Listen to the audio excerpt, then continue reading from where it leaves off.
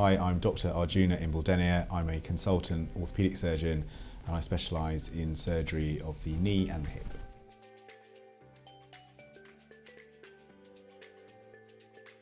So I didn't have any interest in medicine at school at all, but I was luckily got pretty good grades, so I was able to kind of figure out or choose what I wanted to do. And then I basically just watched this TV show called ER. The doctors in it looked really like they were having a great time, especially like George Clooney. So I just thought I'll just do that looked good. I also, unfortunately my dad passed away when I was 16, just before my GCSEs, so he'd been ill for a bit and I just felt the doctors at the time were a bit, I don't know, I just didn't feel they were that helpful, and I felt we didn't really have medics in the family and we were a bit kind of lost. So I just thought I'd just do that and then try and be a better doctor. So that was the inspiration for being a doctor. And then I really loved medical school, but mainly the social side of it. And then when I started working, that's when I really loved it. So I found the kind of book stuff a bit boring, to be honest, but I really enjoyed the patient interaction. So when I became a junior doctor on the ward, while some of the new doctors just hated it because they didn't like people or people that were sick, I really enjoyed it. And then I just fell into orthopaedics because I worked for a really good team in orthopaedics. I was forced to work for them.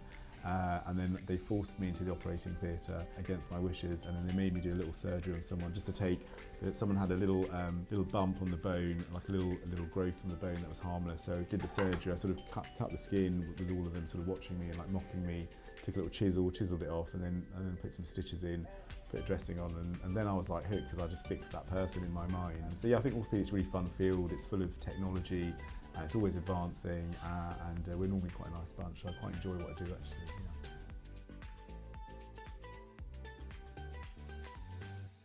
Well, I'm still quite close to my school friends, and none of them are doctors. And what's really interesting is they always find it really interesting, like all the experiences I've had over the years, being a junior doctor and moving up. And actually, it's much more similar than you'd imagine. Actually, there's all sorts of like gossip and scandal and stuff going on. So it probably shouldn't be quite as dramatic as the TV shows, but actually, worryingly, it is.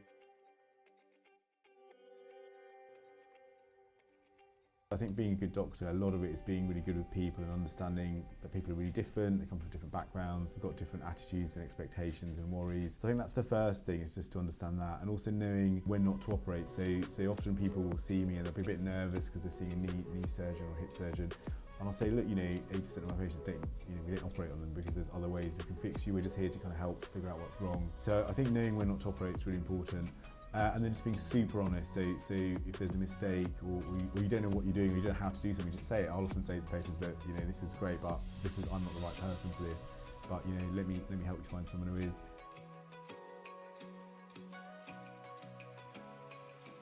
I'm local to West London, so I sort of was born and grew up in and around West London basically, so it's really cool that I get to help my community. And maybe my biggest achievement, which is really, really corny, is probably just having 3 kids, because I wasn't really that keen on having kids, I'll be honest, when I was younger, and it kind of just happened. But actually the coolest thing is just, to see my kids really. I think that's probably the biggest one, and then the orthopaedic stuff afterwards.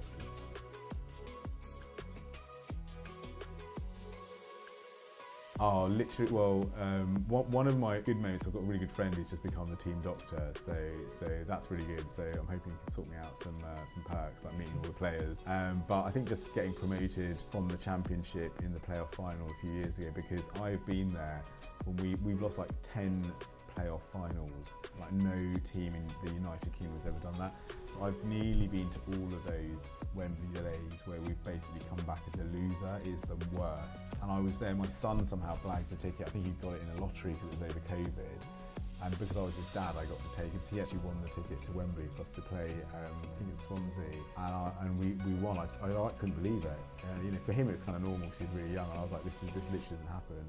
So that was amazing for me. And then just for us to be in the Prem is amazing. I don't take it for granted at all. It's amazing. One match of the day, play FIFA or EA, I think it's called now. We've got a team, we've got players have real faces, they don't have generic computerised faces. And our ground is not just a generic ground, it's actually our ground. It used to just be some random ground, So I think just being on FIFA is good and getting promotion.